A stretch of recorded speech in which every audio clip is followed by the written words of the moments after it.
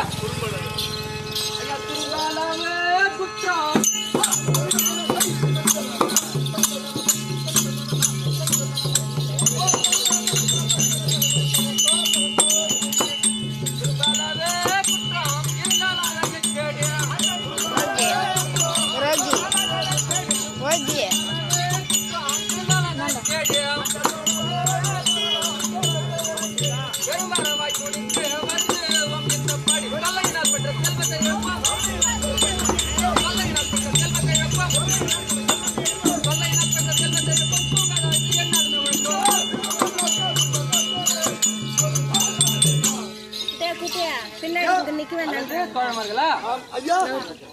அளவு குற்றம்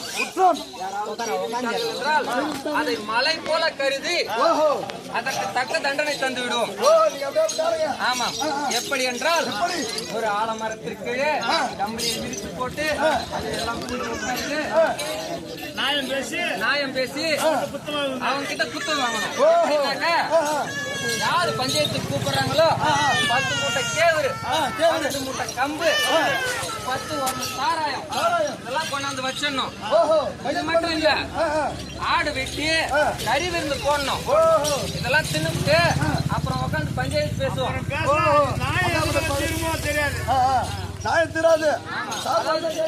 அதாவது எப்படி என்றால் ஒருத்தன் வாழை மரத்தை வச்சுட்டான்னாக்க அவனுக்கு 1 ரூபாய் தண்டை, 1 ரூபாய் குத்தம், 1 ரூபாய் குத்தம் வாழை மரத்துக்கு 5 ரூபாய் குத்தம். வாழை மரத்தை வச்சுட்டான்னாக்க அதே பொண்ணை கை பிடிச்சி எடுத்துட்டானாக்க அவனுக்கு 1 ரூபாய் தான் குத்தம். 1 ரூபாய் தான் குத்தம். ஆமா, பஞ்சாயத்து. ஆமா, ஏன்னாக்கா பொண்ணு இருந்தாக்கா அதுக்கு நம்ம சோறாக்கி போடணும், அதை பாதுகாக்கணும், வச்சுக்கணும்.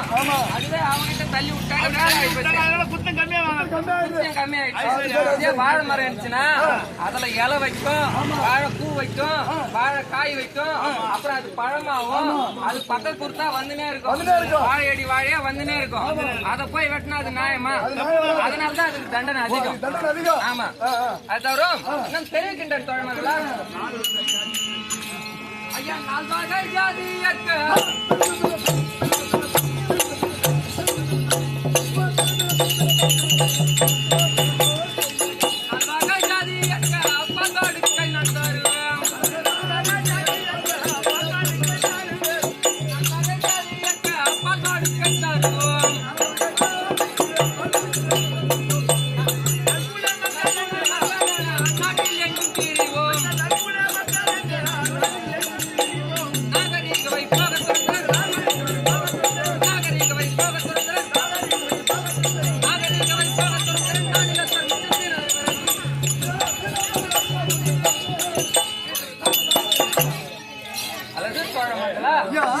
வகை ஜாதி இருக்கு. பால், படுக்கை, தலைக்குயரம், உணவு இவைகளெல்லாம் தந்து உதவுவது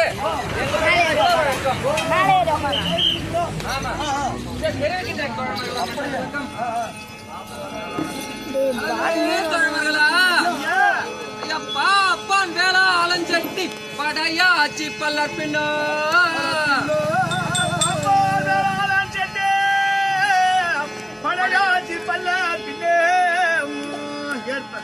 ஏற்பவர் வம்பர் தொம்பர் இருளரும் எனது இஷ்ட தெய்வம்.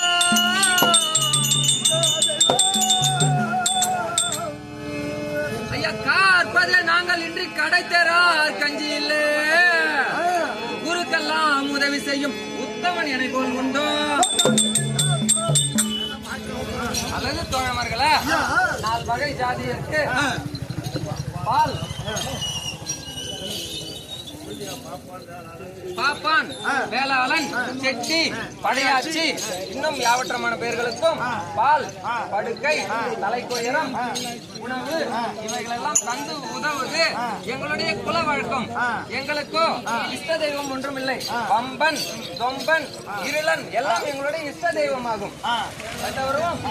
தெரிவிக்கின்ற தோழமர்களா இந்த கலியோகத்துல எல்லாம் படிச்சுட்டாவும் வெள்ளம் செல்லவும் எப்படி ஒரு உத்தியோகத்துல போய் சம்பளம் வாங்கினே எப்படி படிக்கிறானா? நீங்க வந்து இன்னும் கோமணம் கட்டிட்டு தோல்ல கம்பெனி போட்டுட்டு எதுக்கு இந்த மாதிரி வேலை யாரால வந்துச்சு? அதுக்கு எனக்கு விளக்கமா சொல்லி பார்க்கலாம். விளக்கமா தெரிவிக்கின்ற தோழர்களா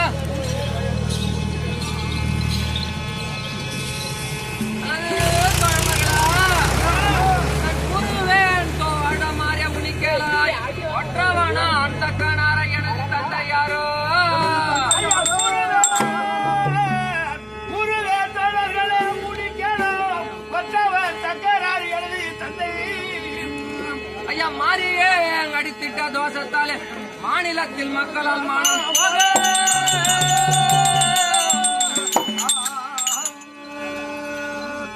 சிறிய தந்திட்ட சாவன் தன்னால் சிந்தை மிக வாடிய எனது தந்தை நேரிலே என அழைக்க நேர்ந்ததே இந்த கொடுமை இளம் தோழமார்களே, முன்னொரு காலத்தில் தக்கனுடைய மகளாக ஈஸ்வரி பிறந்ததாம். ஈஸ்வரியை ஈஸ்வரனுக்கு மணமுடித்து கொடுத்தனராம். மணமுடித்து கொடுத்து சில காலம் கழித்து ஈஸ்வரியை பார்க்கலாமே என்று தக்கனாகப்பட்டவர் கைலாயம் சென்று இருந்தாராம். அப்பொழுது முதல் வாயல்பாடியில் காவல் காக்கக்கூடியவர் நந்தி தேவர். ஈஸ்வரனுக்கோ வேர்வை துளி அதிகமானதால் எனது தந்தை நந்தி தேவரை அழைத்து சபையை விலைக்கு வரும்படி கட்டளை இட்டு இருந்தாராம் சிவபெருமான். அதன்படியே எனது தந்தை நந்தி தேவர் சபையை விலைக்கு வந்தாராம். சபையை விலைக்கு வரும்பொழுது தேவர்களோடு தேவர்களாக தக்கனும் அந்த சபையில் வந்திருந்தாராம்.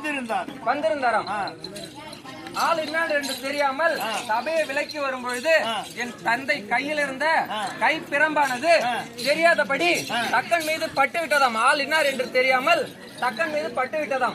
அதற்கோ அவருக்கு கோபம் பிரவேசித்து வீட்டை துடித்து மனம் கொதித்து பதைத்து அடே சண்டாளா, நானும் என் மகளை பார்க்க வந்து அவமரியாதை பட்டதை போல் நீயும் உன் பிள்ளைகளால் அவமரியாதை படக்கடவது என்று சாபத்தை தந்து விட்டாராம்.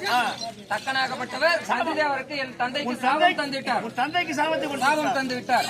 அந்த சாபமானது நீங்கள் இப்படி வாட்டி எப்படி என்றால், எனது தந்தை நந்தி தேவர் பிள்ளைகளாகிய எங்களை அழைக்க நாங்களோ மொத்தம் 98 பேர்.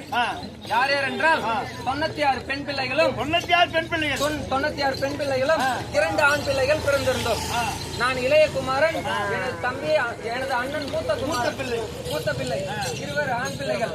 முதலில் என் தமையனை அழைக்க மூத்த குமாரனை அழைக்க அவனோ கைலாயம் சென்று 96 பெண்ணை யாரு கொடுத்தாங்க? மகாவிஷ்ணுடைய மகனோ மருதமணி, மகாவிஷ்ணுடைய மகனோ மருதமணியுடைய மகனோ பருவராஜன், மகாவிஷ்ணுடைய மகனோ பருவதராஜன், பருவதராஜனுடைய பிள்ளையோ மயிலாகன், பருவதராஜனுடைய மகனோ மயிலாகனுக்கு 96 ஆண் பிள்ளைகள், 96 பெண் ஆண் பிள்ளைகள். நந்தி தேவருக்கு 96 பெண் பிள்ளைகள். இந்த 96 பெண் பிள்ளைகளையும் எங்கே மாப்பிளை பார்ப்பது, எப்படி திருமணம் முடிப்பது அப்படி என்று யோசித்துக் கொண்டிருந்தார் நந்தி தேவர். அந்த சமயம் தேவர் மூவர் யாவற்றமானவர்களும் மயிலாகனுடைய பிள்ளைக்கு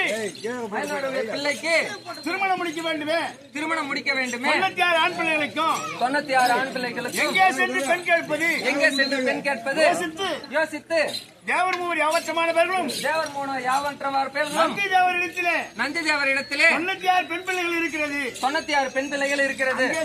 அங்கே சென்று பெண் கேட்டு திருமணத்தை முடிக்கலாம் அப்படி என்று நந்தி தேவரை கேட்டார்கள். அப்பா என் மகனுக்கோ 96 ஆண் பிள்ளைகளுக்கும் உன் மகளை 96 பெண் பிள்ளைகளையும் தர வேண்டும் அப்படி என்று கேட்டார்கள். 96 ஆண் பிள்ளைகளும் ஒரு தாய் வயிற்று பிள்ளையாக இருக்கின்றார்கள். 96 ஆண் பிள்ளைகளும் ஒரு தாய் வயிற்று பிள்ளையாக 96 பெண் பிள்ளைகளும் ஒரு தாய் வயிற்று பிள்ளையாக இருக்கின்றார்கள். 96 பெண் பிள்ளைகளும் ஒரு தாய் வயிற்று பிள்ளையாக இருக்கிறார்கள். இதை யோசித்து கொடுப்பதற்கு தடையில்லை என்று நந்தி தேவர் சொல்ல 96 பெண் பிள்ளையும் மின்பின் எப்படி பிறந்தார்களோ திருமணம் முடித்துக் கொண்டார். அப்படியே திருமணம் முடித்துக் கொண்டார்கள். அது தவறும் என் தமிழனாகிய மூத்த குமாரனை அழைக்க அவரோ கைலாயம் சென்று சில உபசரண வார்த்தைகள் எல்லாம் பேசி கைலாயத்தில் இருந்த உத்ராட்ச தடவாடம் ஒன்றை களவாடி சென்று விட்டாராம். என் தந்தைக்கோ கோபம் பிரவேசித்து மனம் கொதித்து பதைத்து அடே சண்டாளா, எனக்கு பின் எனது கைகோள் அதிகாரம் கொள்ளாமல் உலகத்தில் போய் கண்ணடியர் குலத்தில் பிறந்து உனக்கென்று ஒன்றுமில்லாமல் மற்றவர்களுக்காக பூஜை செய்து அதில் வரக்கூடிய வருமானங்களை வைத்து பிழைக்க கடவுள் என்று சாபத்தை தந்து விட்டார். பின்பு இளைய குமாரனாகிய என்னை அழைக்க நானும் மலையாளம் சென்று சில சித்து வித்தைகள் எல்லாம் கற்று வந்திருந்தேன். தந்தை அழைத்தார் என்று அன்னவருடைய முகம் சோகம் வாடி வதங்கி இருப்பதை கண்டு தந்தையை சந்தோஷப்படுத்தலாமே என்று குடிசேவத்தானை அவர் முன்பாக ஆட்ட அவருக்கோ கோபம் பிரவேசித்து மீசை துடித்து மனம் பதைத்து அதே சண்டாளா மாமனா மச்சனா தந்தை என்றும் பாராமல் என்னிடத்தில் குறும்புத்தனம் செய்தபடியால் நீயோ உலகத்தில் போய் குறும்பர் குலத்தில் அவதரித்து கலியுகத்தில் குறும்பர் குலத்தில் அவதரித்து கோலும் கையுமாய் திரிவாய் காலை பரப்பி கோலை ஊன்றி கல்லை எரிந்து பாலும் பழம் இருந்த போதிலும் பழம் கூயின் மேல் ஆவல் கொண்டு பகல் முழுவதும் வீடு தங்காமல் ஜகமெங்கும் திரிய கடவுது என்று சாபத்தை கொடுத்து விட்டார். அந்த நாள் முதல் அந்த சாபம் பெற்ற நாள் முதல் இந்த நாள் வரை இப்படி ஆடுகளை மேய்த்து கொண்டு காலம் கழித்து வர நேரிட்டது சாமியானவர். அந்த வீரபத்ர சுவாமியானவர் எப்ப வருவாரோ என்று எதிர்பார்த்து கொண்டிருக்கிறோம். சரி இருக்கட்டும்.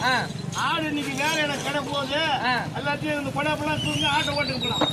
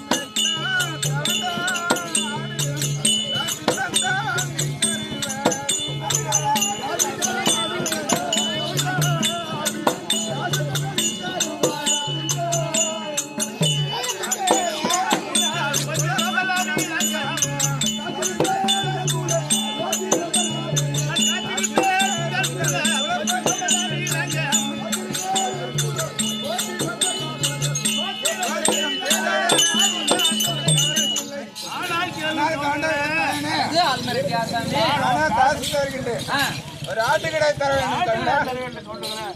அது ஆல்மரட்டியா சாமி. மோசகாராணியும் எந்த ஊரோ தர முடியாது அப்பாரோ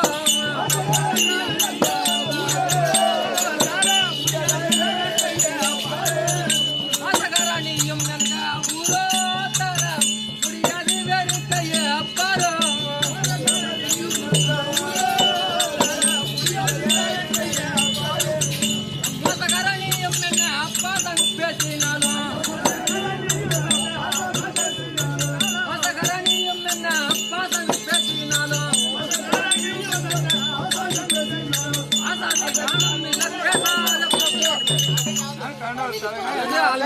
சாமி என்ன பாசங்க செஞ்சாலும் உன் பாசங்க எல்லாம் மோசக்கார நீ யார் வந்தாலும் என்கிட்ட ஆட கேட்கறதுக்கே தான் வருவீங்களா, வேற வேலையா இல்லையா உங்களுக்கு? நீ வந்த வழியா திரும்பி செல்லலாம் ஆசாமி.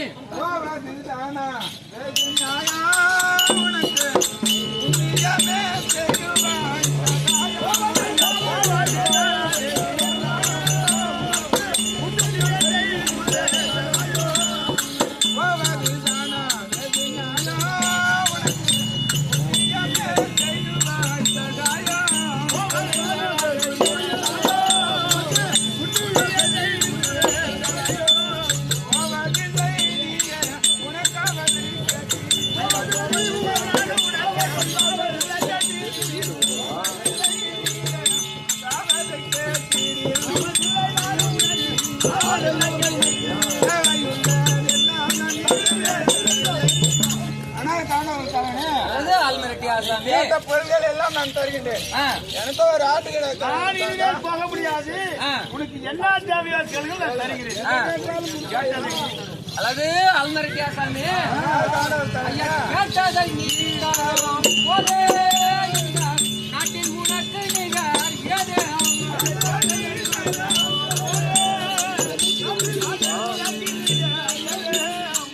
கேட்டதை நீ தர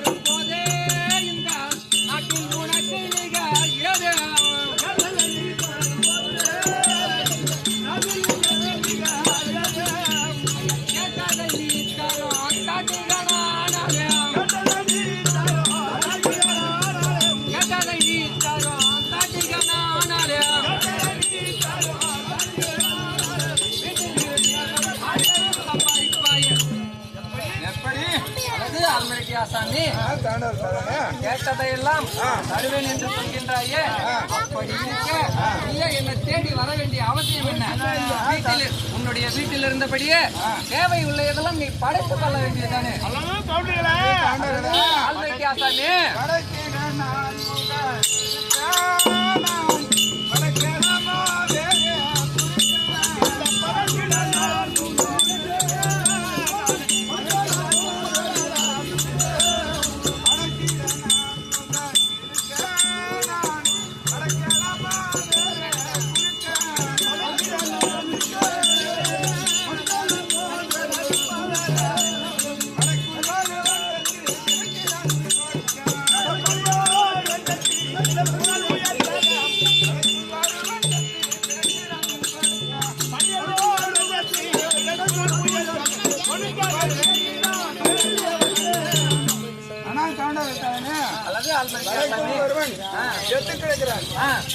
உயிரை எழுப்புவதற்காகத்தான் ஒரு ஆட்டுக்கடை தர வேண்டும். எப்படி என்றால் படைப்பதற்கோ சத்துலோக வாசனாகிய சதுர்முக படைத்த பெருமாதேவன் படைக்கக்கூடியவர். நான் குறுக்க படைக்க முடியாது. படுகளத்தில் ஒருவன் செத்து கிடைக்கின்றான். அவனை உயிர் எழுப்புவதற்காக ஒரு ஆட்டுக்கடை தேடி வந்தேன். என்ன சாமி ஐயா கேட்போரை நீ எழுப்பாம் போதே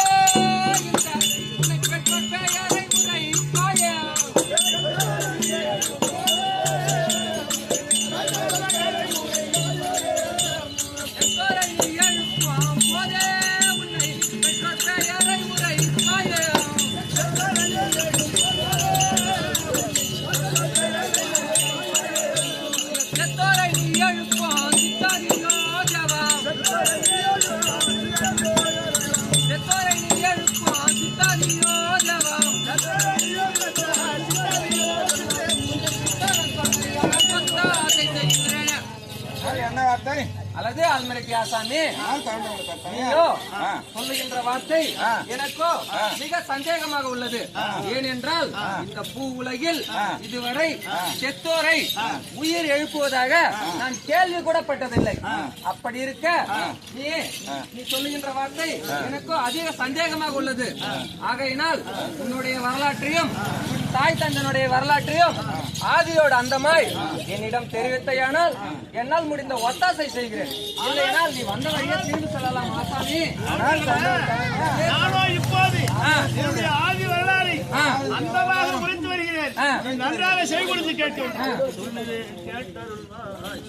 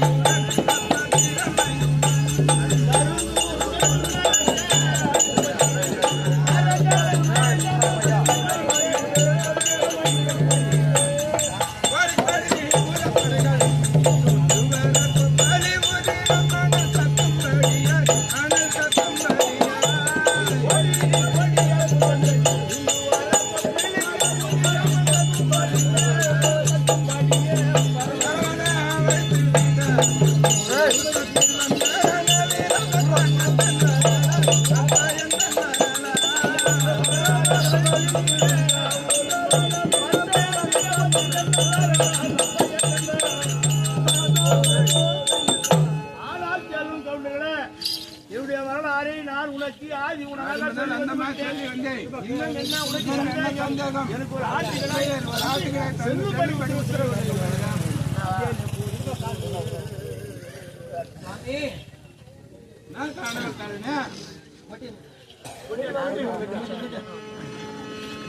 ஐயாடே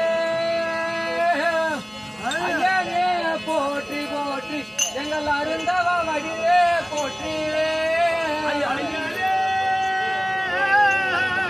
ஐயாடே போற்றி போற்றி அருந்தவ வடிவே போற்றி ஐயாடே போற்றி போற்றி எங்கள் துறை வீரப்பட்டா போற்றி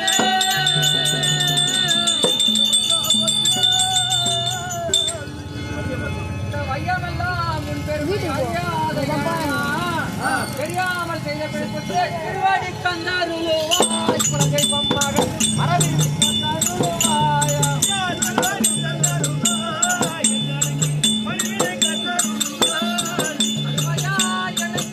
ஐயன் வந்திடவும்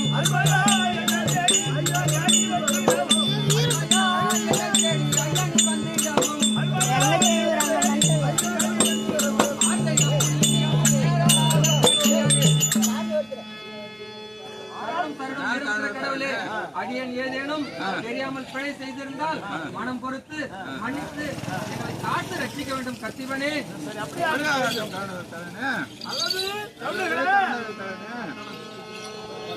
தக்கனை செத்து கிடக்கிறான் நாட்டு தலை தலை வைத்து எழுப்பிய பின் தக்கனும் சத்து கிடக்கின்றால் ஆட்சிகள் தலையை வச்சு எழுப்பினார். பக்குவமாய் அவர் பதுக்கி பாங்குடனே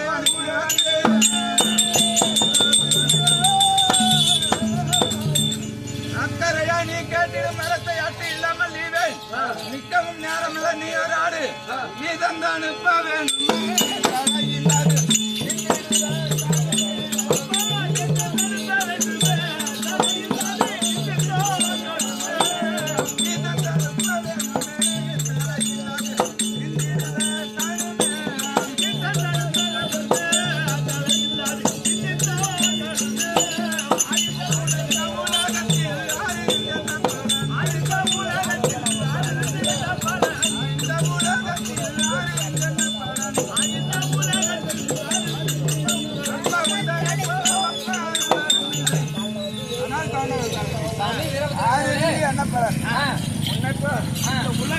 உலகத்தில் யாரிருந்து எனக்கு என்ன முடியாது. உன்னை போல ஒப்புவர்கள் ஒருவரும் கிடையாது.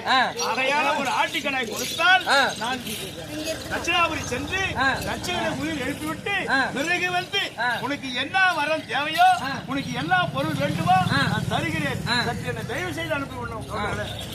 அதாவது சுவாமி வீரத்திரே கத்தானே கத்தானே நீ கேட்டபடியெல்லாம் நான் தருவேன். தடையொன்றும் தடையொன்றும் சொல்லவில்லை. எத்தனை தூரம் ஏழையான் கெஞ்சி கேட்பேன். எங்களை காப்பதே நிஜமேயானோ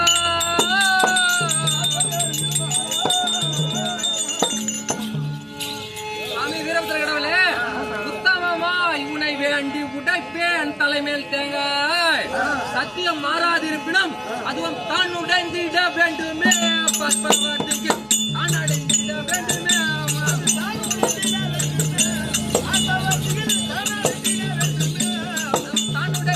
வேண்டுமே. பற்பவத்துக்கு தான் அடைந்திட வேண்டுமே. அனந்த தாண்டவம் அதிக களி கொச்சே